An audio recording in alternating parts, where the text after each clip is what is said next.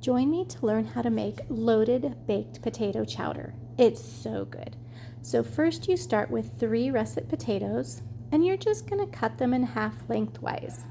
You're going to load them up in the deep covered baker, and you're going to bake them in the microwave. Can you even believe that? So you do want to arrange them so they fit, and then we're going to add half a cup of milk just to create steam and cook them. Put the lid on, and we're going to put it in the microwave for 11 minutes. Now you're going to take 4 ounces of cream cheese that's softened, and you're going to whisk it till it's nice and smooth.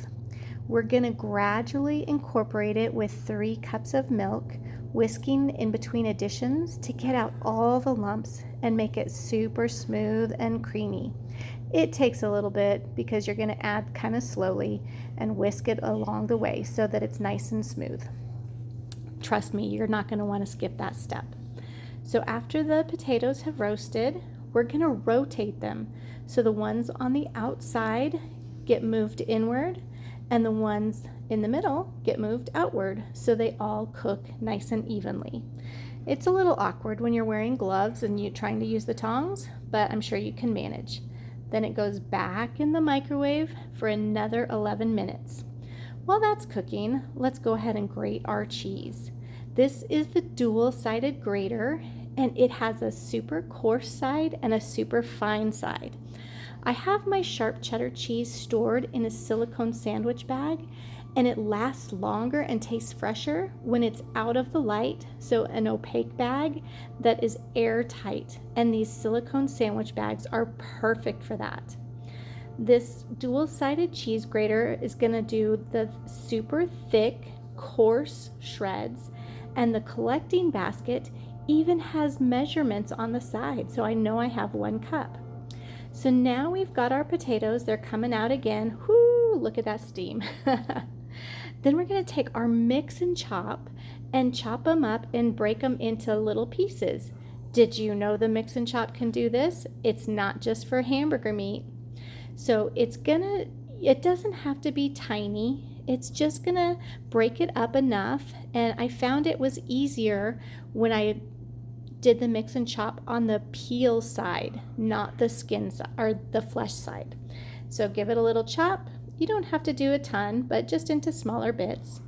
Then we're gonna add 2 tablespoons of butter to the hot potatoes, and you guys, it melts so fast. We're just gonna mix it around just a little bit so it's not all loaded up in one area. Then we're gonna add our milk and cream cheese mixture, add it all in, and we're gonna just mix that around a little bit so it's kind of even, and then it's gonna heat up in the microwave again, just so it's all heated through. So give it a good stir, make sure that the potatoes are all mixed around, and in the microwave we go. This time it's not going to be as long. It's only going to be about 3 or 4 minutes. And I've been using high on my microwave. So while we're making our soup, I love bacon. We're going to add about 4 strips of bacon, and this is going to cook in the deluxe air fryer and oven. Maybe a little more. Maybe it's 5 or 6. All right. Measure with your heart. And this goes in the air fryer for about 12 minutes on air fry, and it comes out perfectly crispy. Once it's cool, you're going to break it up. So now our soup is hot, and it's time to finish it off with the add-ins. So add in our sharp cheddar cheese. Cheese and potato is a great combination. Make sure we get all of it out of the little container.